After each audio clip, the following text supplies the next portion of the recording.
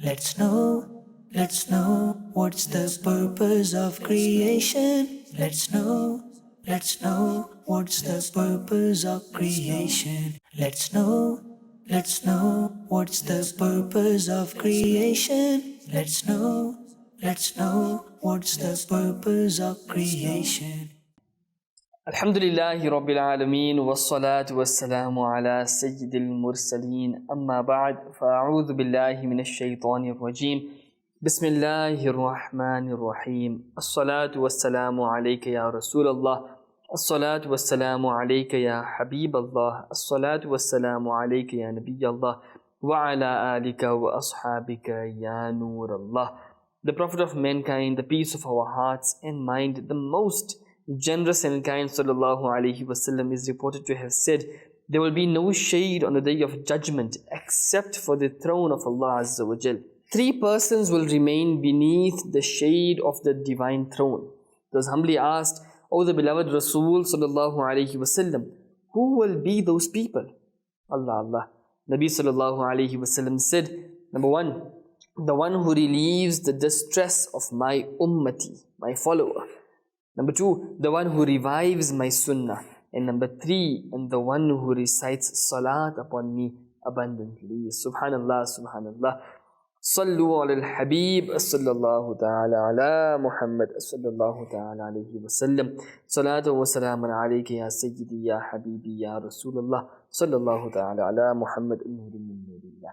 Marhaba, khushamdeed, welcome to one and all to another beautiful episode of this brand new series known as The Purpose of Creation. Subhanallah, this is our second beautiful episode, and very beautifully in the last episode we discussed what is our purpose for creation, and we discussed in the light of the Holy Quran that indeed Allah subhanahu wa ta'ala has given us this message that definitely your purpose of creation, the reason you were created, is only to worship Allah subhanahu wa ta'ala, subhanallah. And if as human beings, if we are not fulfilling that purpose of our creation, then by Allah, we are losing out big time. In fact, as we explained in the last episode, that we cannot even call ourselves useful, we cannot even call ourselves worthy, because we are not fulfilling the reason, the purpose for which we have been created. May Allah subhanahu wa ta'ala enable us to remain firm on the teachings of Islam. Today, inshallah,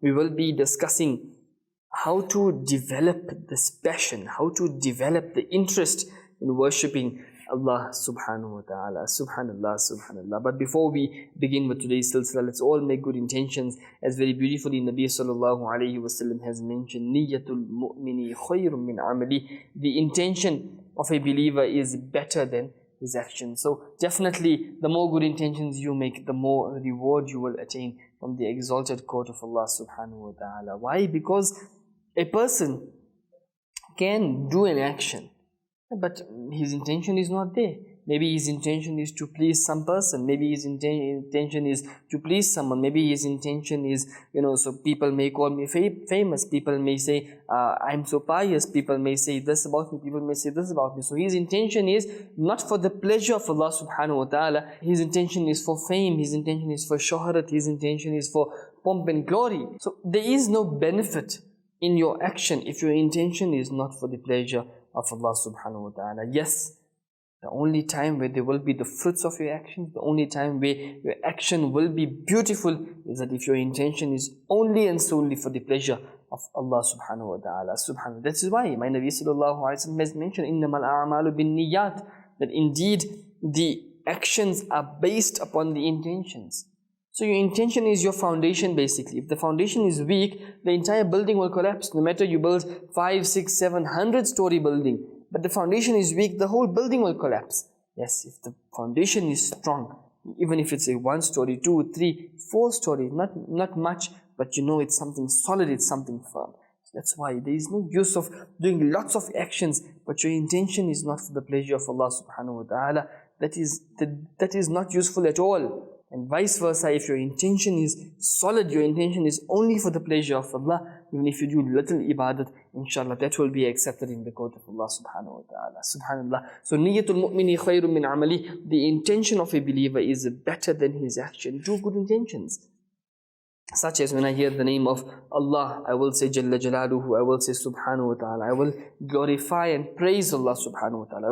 When I hear the name of Nabi Sallallahu Alaihi Wasallam, when I hear the name Muhammad Sallallahu Alaihi Wasallam, I will inshallah, kiss my thumbs and place them on my eyes. I will recite durood, salutations, salawat, salam upon Nabi Sallallahu Alaihi Wasallam. When I hear the name of any Sahabi, I will say Radiyallahu Ta'ala Anhu. If it's a female, I will say Radiyallahu Ta'ala Anha. Likewise, when I hear the name of any Ghaus, any Qutub, any Wali of Allah subhanahu wa ta'ala, any Buzurg, I will say Rahmatullahi ta'ala alayhi or Rahmatullahi ta'ala alayha if it's a female. And likewise, whatever I learn, inshallah, I will first and foremost try to instill those teachings, those practices in my life and lifestyle, and then inshallah I'll pass on the message on to others as well. And this passing and conveying the message to others is also a sunnah of our beloved Rasul sallallahu alayhi wa sallam. And indeed, it is also one of the commands of Nabi sallallahu alaihi wasallam. For as Nabi sallallahu alaihi wasallam has very beautifully mentioned the summary of a hadith that "Ballighu anni walau ayah," convey on my behalf, pass on my behalf, even if it is a single ayah.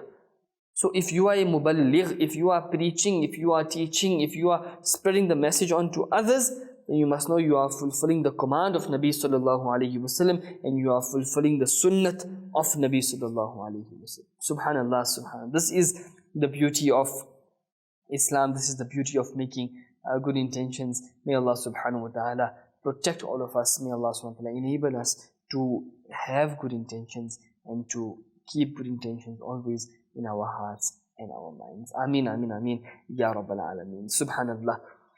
A man once came to Sayyidina Ma'ruf Karhi rahmatullahi ta'ala alayhi, and Sayyidina Ma'ruf Karhi rahmatullahi ta'ala alayhi is one of the pious saints, one of the pious wali of Allah subhanahu wa ta'ala in the chain of the Qadiri silsila. Subhanallah. So a man came to Sayyidina Ma'ruf Karhi rahmatullahi ta'ala alayhi, and he humbly said, I saw a strange thing this night. He rahmatullahi ta'ala alayhi asked, what did you see? So the man humbly said, my family members desired to eat fish. Hence, I went to the market and bought fish, and then hired a labor. And this labor was a child, so that he could carry the fish to my home. So the child started walking with me, and on the way, when he heard the azan for Zuhr Salah, he told me, oh sir, won't you offer Zuhr Salah? Won't you perform Zuhr Salah? It was as if he had roused me to the fact. So I replied, of course. Why not? I will definitely offer Zuhr Salah. So that young boy kept the pot carrying the fish at the gate of the masjid and entered the masjid. I said to myself, this child has sacrificed the pot for Salah. So can't I sacrifice the fish? In other words, this child sacrificed the pot. If somebody comes and takes this pot from here, if something happens to the pot, this child is not going to get his money, he is not going to get his payment, because I hired him to carry the pot for me. So if the pot is not there, then he didn't do his job properly. So, he loses his money. But the child did not keep his money first.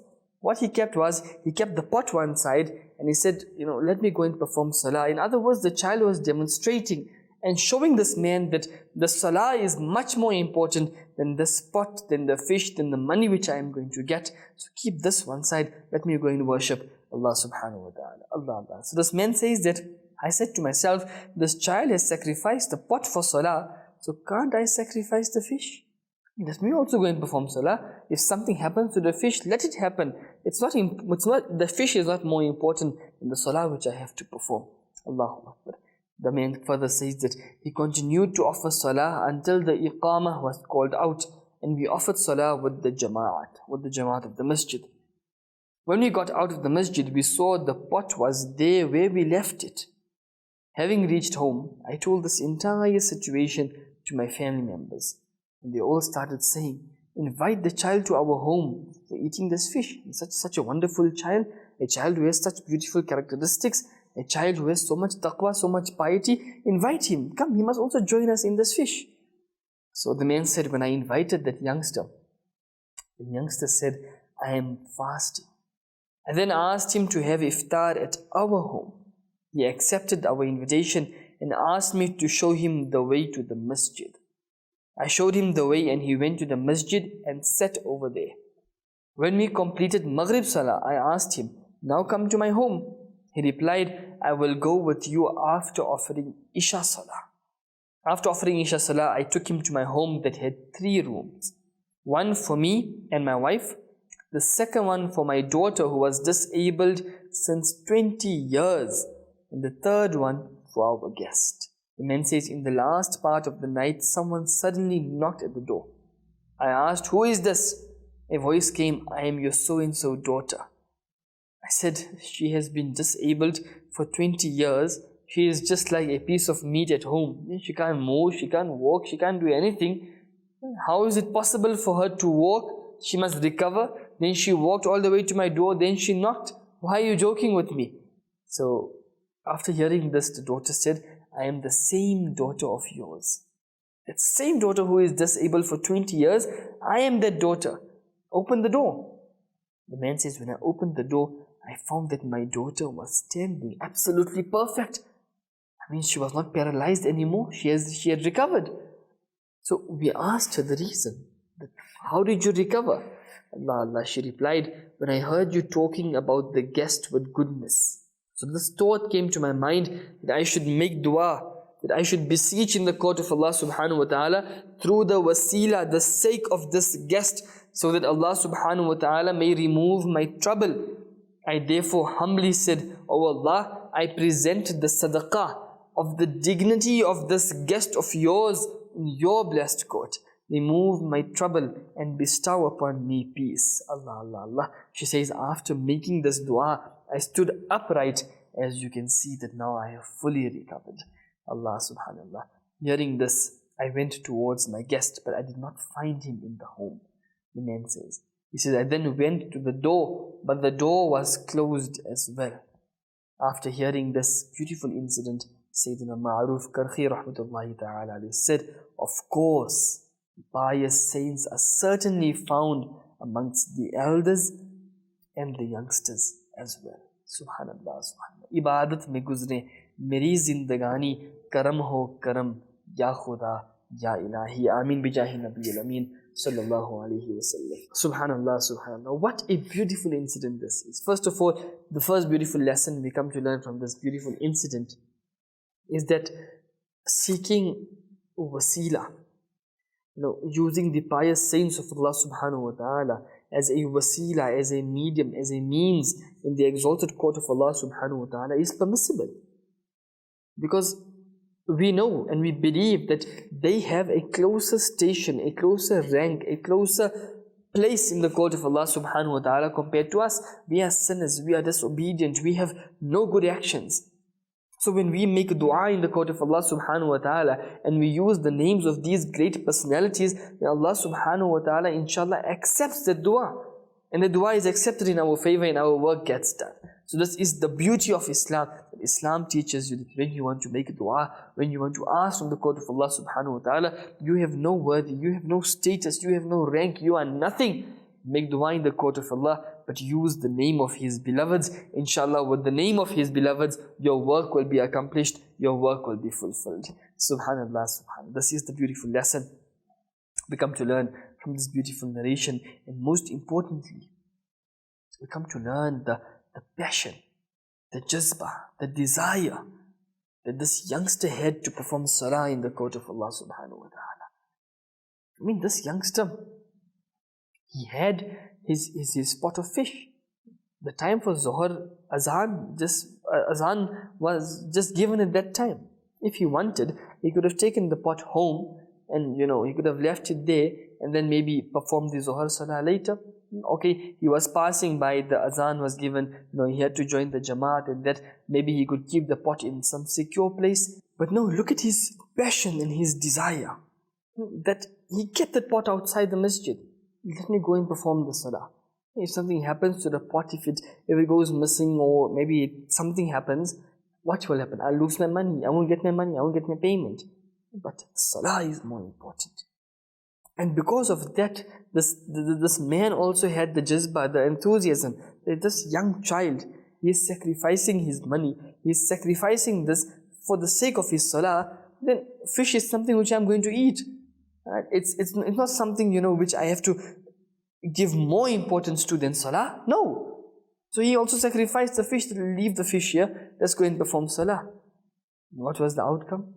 When they came out, the fish was still there, the pot was still there. So this jazba, this passion this youngster had, that whatever happens, I'm going to perform salah. This is one of the ways in which we can develop passion, we can develop this love for ibadat. That we keep the ibadat of Allah subhanahu wa ta'ala first in front of our mind and our eyes. Everything else comes later on. First we have to do the ibadat and the worship of Allah subhanahu wa ta'ala. And what's the fruits of that? That when a person sacrifices his things for the sake of Allah, then automatically you see the help coming from the court of Allah subhanahu wa ta'ala. As this person, when he came up to the masjid, the pot was still there, the fish was still there. Nothing happened, no one stole it, no one took it, it didn't fall, it didn't spill, it didn't mess, nothing happened. Why? Because they sacrificed that for the sake of Allah. So Allah subhanahu wa ta'ala made sure that the thing which they sacrificed is safe and sound, and there is no harm. This is the beauty of sacrificing in the path of Allah. And with this you also get the passion, the jazba of worshipping Allah subhanahu wa ta'ala, doing it more and more and more, because you know that your affairs will be taken care of, your affairs will be resolved, nothing is going to happen, because you are on the good path, you are on the path of Allah subhanahu wa ta'ala. Subhanallah, subhanallah, subhanallah. This is how beautiful it is. This person, this youngster had the passion for salah. Unfortunately, many of us today, days pass, maybe even weeks pass, and we don't even perform even one salah. Yes, maybe every week we'll find ourselves in a masjid for Jummah salah, and that too, we'll come right at the last moment, and we'll leave, as soon as salah is finished. Just as, our heart is restless, we can't stay in the masjid. In the masjid also, our mind is in the business, our mind is in a marketplace, our mind is doing trading, is doing deals. I have to give this person money, I have to take this person's money, I have to do so much things. What kind of salah are we performing? First of all, we don't perform salah. Al-ayadhu billah. Secondly, when we're performing the salah, our mind is moving around. Somebody very beautifully said, "Jo main sarba sajda hua kabhi, to zameen se aane lagi sada, tera dil to hai sanama shana, tujhe kya milega namaz mein?"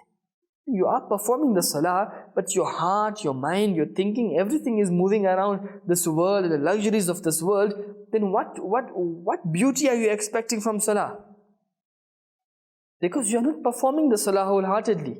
Very beautifully Allah subhanahu wa ta'ala mentions in the Holy Quran in ayat number 59 of Surah Maryam, 16 para, Allah subhanahu wa ta'ala mentions, Bismillahir Rahmanir Rahim, فَخَلَفَ مِن بَعْدِهِمْ خَلْفٌ أَضَاعُوا الصَّلَاةَ وَاتَّبَعُوا الشَّهَوَاتِ فَسَوْفَ يَلْقَوْنَ غَيَّا. Allah, translation from Kanzul Iman. And after them came the unworthy successors who squandered prayer and pursued their own desires. So they will soon encounter the forest of Ghayy in hell. Allah. About Ghayy, this valley of hell, Allama Maulana Mufti Muhammad Amjad Ali Azami rahmatullahi ta'ala alayh very beautifully mentions. He says, Ghayy is a valley in hell which is the hottest and deepest of all. It has a well, and the name of the well is Hub.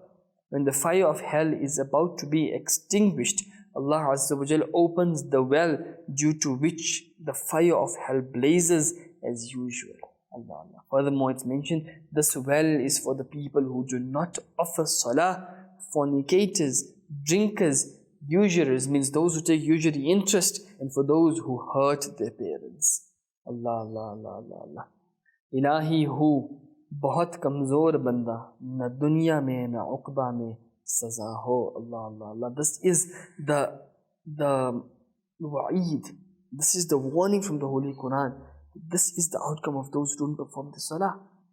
Thinking of the punishment, thinking of the outcome, thinking of the saza and the azab which you will gain if you miss your salah, this itself is a motivator for you to go and worship Allah subhanahu wa ta'ala.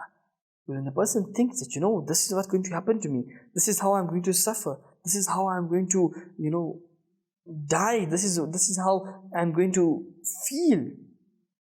I mean, when a person thinks, this is how I'm going to suffer, this is going to be my consequences, this is going to be the punishment, the torment I'm going to face, then a person feels that, let me perform ibadat, let me worship Allah subhanahu wa ta'ala so I can save myself from those circumstances, from those punishments, from those torments. So reading about the punishment, understanding the punishment, thinking about the punishment itself is a motivator for you to gain the passion and the jazba to worship Allah subhanahu wa ta'ala. Subhanallah, make dua, may Allah subhanahu wa ta'ala enable us to worship Allah subhanahu wa ta'ala from the bottom of our hearts. Ameen, ameen, ameen, ya Rabbil Alameen. Remember, every person is not a wali of Allah subhanahu wa ta'ala. Every person is not a saint of Allah subhanahu wa ta'ala. Yes, we are human beings, we commit mistakes, we do wrong deeds, we do faulty actions. But we have to keep in our mind that every moment shaitan is with us. And shaitan doesn't want us to perform ibadat. Shaitan doesn't want us to worship Allah subhanahu wa ta'ala. Shaitan doesn't want us to be associated towards Islam and the affairs of Islam. Very beautifully, Allah subhanahu wa ta'ala has mentioned, and Allah subhanahu wa ta'ala has motivated us. It is as if Allah subhanahu wa ta'ala is telling us that, shaitan is going to be there. He is going to try to harm you. He is going to try to, move you away from the straight path. But your duty is to carry on worshipping Allah subhanahu wa ta'ala. As Allah subhanahu wa ta'ala mentions very beautifully in the 14th para, Surah Hijr, ayat number 99, Bismillahir Rahmanir Rahim, وَعْبُدْ رَبَّكَ حَتَّى يَأْتِيَكَ الْيَقِينَ. Translation from Kanzul Iman, and keep worshipping your Lord till death. Till you die, keep on worshipping Allah subhanahu wa ta'ala. In the tafsir of this ayah, very beautifully it is mentioned in tafsir Siratul Jinan, that no matter how great pious saint a person becomes, he cannot be free from the acts of worship. When the beloved Rasul sallallahu alaihi wasallam was commanded to worship until his blessed apparent demise, then who are we? When Nabi sallallahu alaihi wasallam was given the hukum and he was commanded to carry on worshipping Allah subhanahu wa ta'ala, then definitely we are not even, equal to the dust which kissed the blessed sandals of Nabi sallallahu alaihi wasallam. Definitely, that dust is better than thousands of our beings, of ourselves, of our parents, of everyone. When my Nabi sallallahu alaihi wasallam, was still given the command to perform ibadah, to worship Allah subhanahu wa ta'ala, then how can we consume, or how can we assume that we will be given the respite, or we can leave the ibadah, we can leave worship? No, this is a trick from shaitan. Very beautifully it's further mentioned that from this such people should get advice who consider themselves to be of a very high status and rank. Whilst considering themselves to be of a very high status and rank, they become lazy in the acts of worship. They should ponder lest they fall prey to shaitan's secret and dangerous attack, because by such attacks, shaitan has led great mashayikh, great people, great scholars, he has led them astray, and with the same attack, he tried to deceive Sayyidina Shaykh Abdul Qadir Jilani, the chief of the pious saints. How did shaitan try to deceive him? Very beautifully it's mentioned, Sayyidina Shaykh Abu Nasr Musa bin Shaykh Abdul Qadir Jilani rahmatullahi ta'ala alayhi has said, my father said, means Ghaus Azam said, during a journey, I went towards a desert and stayed there for a few days, but I could not get water. When I felt thirsty, a cloud gave me a shade, and a thing resembling rain fell from it on me, by which my thirst was satisfied. I then saw a noor that illuminated the corner of the sky, and a face appeared from which I heard a voice, O Abdul Qadir, I am your Rabb, and I have made haram things halal for you. So I recited, A'udhu billahi minash shaitanir rajim. And I said, O accursed shaitan, get lost. So the illuminated corner turned into darkness, and the face turned into smoke. It then told me, O Abdul Qadir, you have achieved salvation from me through your knowledge and the commandment of your Lord. And in the similar way, I have led 70 mashayikh astray. Means whilst going away, he was also throwing a trick that today your knowledge saved you. Sallallahu. So Shaykh Abdul Qadir Jilani Ghaus Azam said, I said it is only the grace and the favor of my Lord. It is the fadl karam of Allah subhanahu wa ta'ala that today I have been saved. It is not my wisdom, it is not my knowledge. Oh, you curse shaitan. It is only the fadl karam, the favor and the grace of Allah subhanahu wa ta'ala that saved me today. Allahu Akbar. Sayyidina Shaykh Abu Nasr Musa rahmatullahi ta'ala further said, he rahmatullahi ta'ala alayhi was asked, how did you know it was shaitan? So he rahmatullahi ta'ala replied, I knew from the thing that he said, undoubtedly I have made haram things halal for you. From this Ghaus Azam picked that this is shaitan. I mean, when Nabi sallallahu alayhi wasallam, who is Sayyidul Anbiya, the best of creation, the leader of the creation, the leader of the entire universe of Allah subhanahu wa ta'ala, when he was not given this option that all haram things are halal for you and from today you can do whatever you want to do, or you can worship as much as you or you can leave worship of Allah subhanahu wa ta'ala. When he was not given that option, then how can I be given that option? So this is how shaitan plays with your mind. This is how shaitan tricks you. He makes you feel that no man, you have a high status, you can leave worshipping Allah subhanahu wa ta'ala, you can leave the ibadah of Allah subhanahu wa ta'ala. No, this is a trick from shaitan.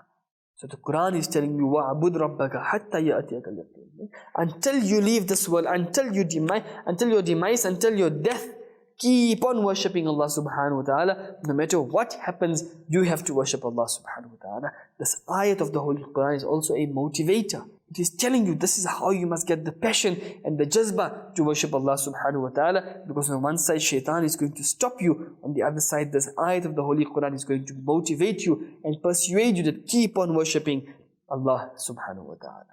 Subhanallah, subhanallah. This is the beautiful teachings of Islam. This is the beautiful lessons which we learn from Islam. Unfortunately, we have reached the end of today's silsila. But inshallah, in the next episode, we will carry on this beautiful discussion of how to gain the passion of worshipping Allah subhanahu wa ta'ala. With these few words, we come to the end of today's silsila. Remember, instill the love of Nabi sallallahu alayhi wa sallam in your heart, in your mind. This love of Nabi sallallahu alayhi wa sallam is the base of your iman.